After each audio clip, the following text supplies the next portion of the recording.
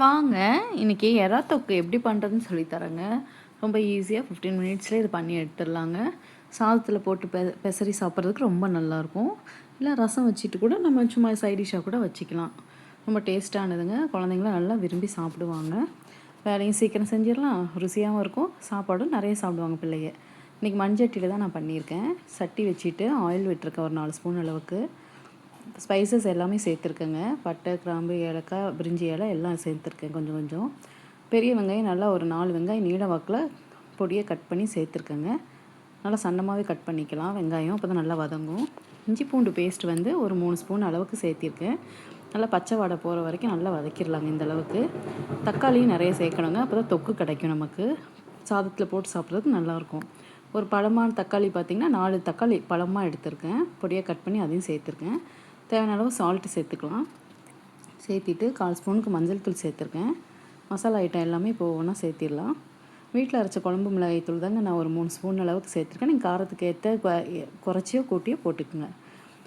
தனி மிளகாய் தூள் ஒரு 2 ஸ்பூன் போட்டிருக்கேன். மல்லித்தூள் ஒரு 1 ஸ்பூன் அளவுக்கு சேர்த்துருக்கேன். கரம் மசாலா ஒரு 1/4 ஸ்பூனுக்கு போட்டிருக்கேன். போட்டுட்டு நல்லா வதக்கிக்கலாங்க. எண்ணெய் பிரிஞ்சு வர வரைக்கும் வதக்கிக்கலாம். இது பார்த்திங்கன்னா பெப்பர் தூள் சேர்க்கணும். நான் வந்து இஞ்சி பூண்டு பேஸ்ட்டோடய பெப்பர் போட்டு அரைச்சிருக்கேங்க, அதனால் நான் பெப்பர் தூள் சேர்க்கலை. நீங்கள் லாஸ்ட்டில் வந்து ஒரு 1/2 ஸ்பூன் அளவுக்கு பெப்பர் தூளும் தூவி விட்டு இறக்கிக்குங்க. எல்லா மசாலா ஐட்டம் நான் சேர்த்துட்டேங்க. ஜீரகத்தூள் ஒரு 1/2 ஸ்பூன் போட்டிருக்கேன். போட்டுட்டு நல்லா வதக்கிடலாங்க. மசாலா பிடிக்காத அளவுக்கு நல்லா சிம்மில் வச்சு வதக்கிக்கணும் ஸ்டவ்வை. நல்லா இந்த அளவுக்கு வதக்கிக்கலாம். வதக்குனதுக்கப்புறமா எறா வந்து நல்லா இன்றைக்கி நாங்கள் 1 கிலோ அளவுக்கு வாங்கியிருக்கோம். இன்றைக்கி நல்லா பொடி எறா தான் கிடச்சிதுங்க. பொடி எறா தான் நல்லா டேஸ்ட்டாகவும் இருக்கும். நல்லா க்ளீன் பண்ணி எடுத்து வச்சுருக்கேங்க. க்ளீன் பண்ணுற வீடியோவும் ஒரு நாளைக்கு நான் உங்களுக்கு போடுறேன். ஷார்ட்ஸில் போட்டிருக்கேன். க்ளீன் பண்ணுற வீடியோ ஷார்ட்ஸில் போடுறேன், அதில் போய் பாருங்கள். எறா தொக்கு ஷார்ட்ஸ்லேயும் போட்டிருக்குங்க ஒரு மெத்தடு, அதுலேயும் போய் பார்த்துக்குங்க. மீன் குழம்பு வீடியோவும் போட்டிருக்கேன். மீன் குழம்பு வீடியோ உங்களுக்கு நிறையா போடுறேங்க நான். ஒவ்வொரு டைப் ஆஃபில் செஞ்சுருக்கேன் மீன் குழம்பு. ஷார்ட்ஸ்லேயும் பாருங்கள், பெரிய வீடியோஸ்லேயும் போடுறேங்க, லாங் வீடியோவில் அதுலேயும் பாருங்கள்.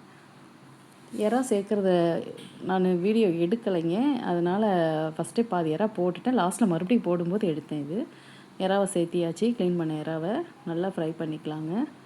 ரொம்ப நேரம் வதங்கக்கூடாது. ரொம்ப வதங்குச்சின்னா ரப்பர் மாதிரி ஆகிடும் எறா. ஒரு 5 நிமிஷத்துக்கு வதக்கிட்டேன். கொஞ்சமாக தண்ணி சேர்த்துருக்கேங்க. நீங்கள் இஞ்சி பூண்டு அரைச்ச மிக்ஸி ஜார் இருந்தால் கூட கழுவி ஊற்றுங்க, போதுமாக இருக்கும்.